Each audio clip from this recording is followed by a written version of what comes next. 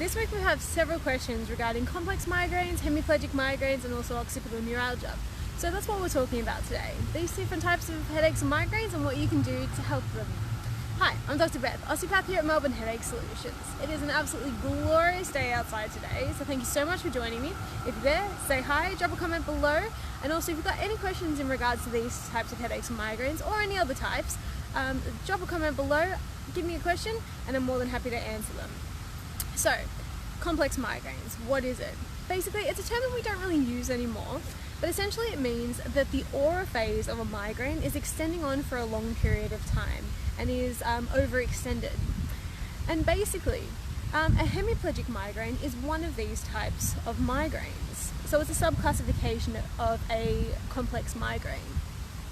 So with a hemiplegic migraine, essentially what happens is that during the aura phase, we get a collection of different signs and symptoms. So for people, half of their body gets signs and symptoms that can be confused for a stroke.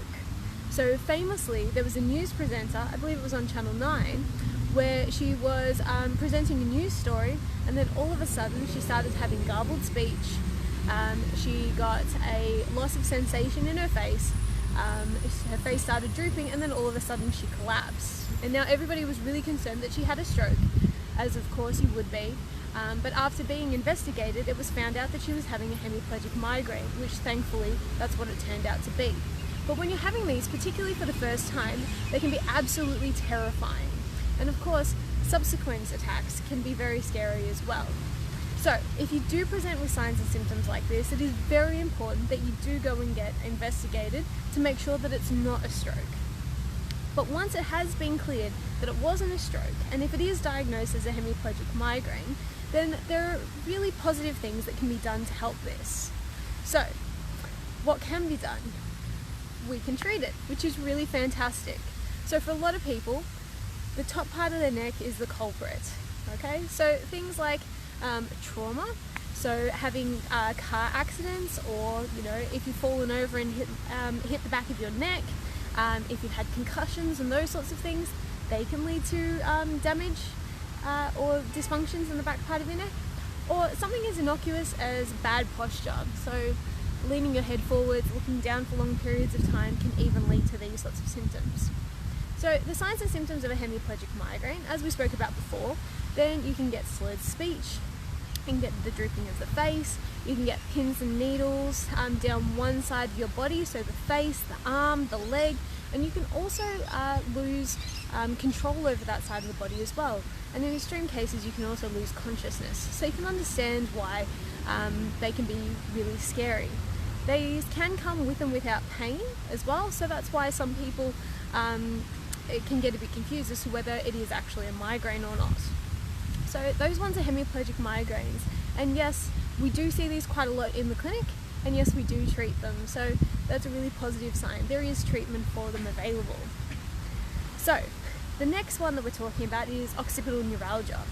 So with occipital neuralgia, then what happens is that the nerves at the back of the head, the occipital nerves that come from the base of the skull that spread up towards the back of the head, then they either get damaged through trauma, or alternatively they just get really compressed.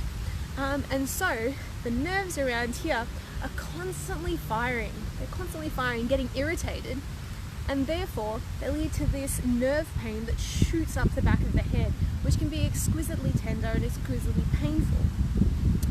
So one of the procedures that people can go for, and that people often do, is something called an occipital nerve block, where injections get put into those nerves at the base of the skull.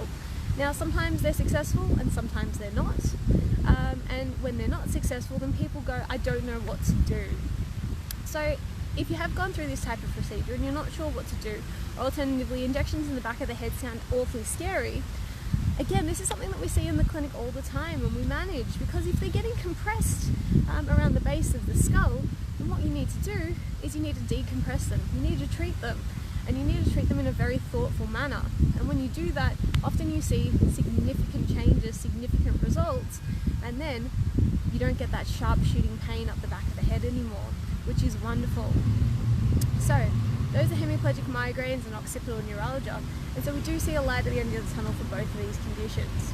So if you have any questions or queries in regards to these types of migraines and headaches or any other types, drop them below, drop a comment, and we're more than happy to answer any questions that you ever have, or on any other types of headaches or migraines as well. I hope you enjoy this absolutely gorgeous day outside in the sunshine, and I will catch you next time. Thanks for listening.